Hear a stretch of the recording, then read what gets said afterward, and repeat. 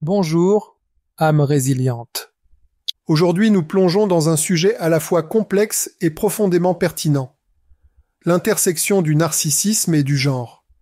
Imaginez deux miroirs, l'un reflétant un homme et l'autre une femme. Les deux miroirs sont fissurés, mais les fissures forment des motifs différents. C'est l'essence de la manière dont le narcissisme peut se manifester différemment selon les genres, influencé par les normes sociétales, les attentes et les différences psychologiques inhérentes. Commençons par le narcissique masculin.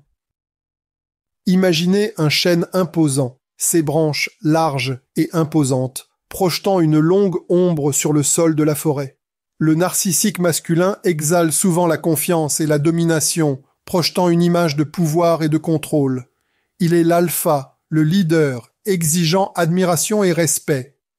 Il peut utiliser l'agression, l'assertivité et le charme pour manipuler ceux qui l'entourent, créant une façade d'invincibilité.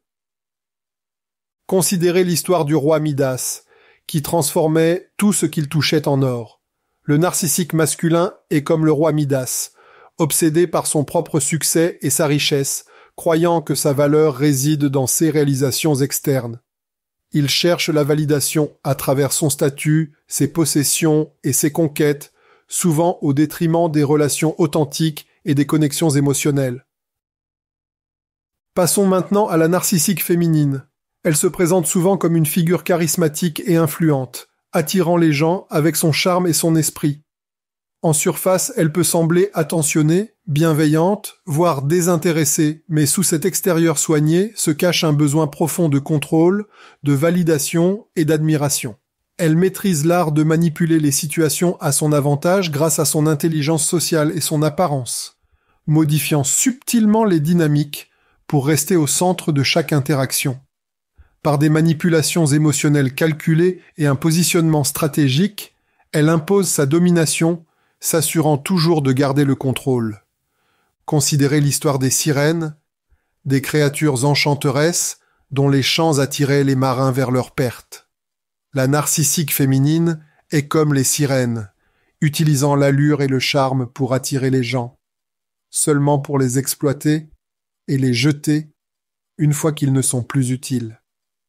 Elle cherche la validation à travers ses relations, son apparence et sa capacité à contrôler la perception des autres à son égard.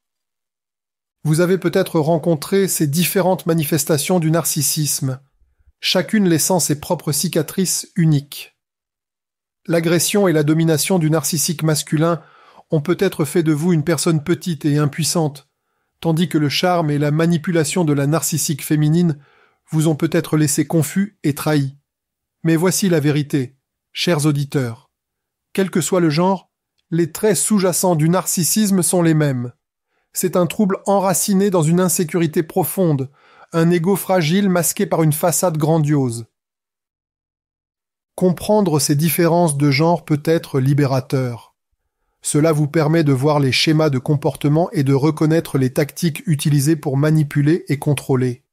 Cela vous aide à comprendre que leurs actions ne sont pas un reflet de votre valeur, mais une manifestation de leur propre tourmente intérieure. Imagine un bouclier solide face à une tempête de flèches, chaque coup venant tester sa résistance, mais aucune flèche ne parvenant à le percer. Vous devez devenir votre propre bouclier, repoussant les attaques sournoises des comportements narcissiques qui tentent de vous affaiblir. Érigez des limites fermes et ne laissez pas ces manipulations vous atteindre. Reprenez possession de votre identité, de votre autonomie. Entourez-vous de personnes qui reconnaissent votre valeur, qui valident vos émotions et qui soutiennent votre chemin vers la guérison. Souvenez-vous, le pouvoir du narcissique sur vous est une illusion, un reflet de leur propre brisement.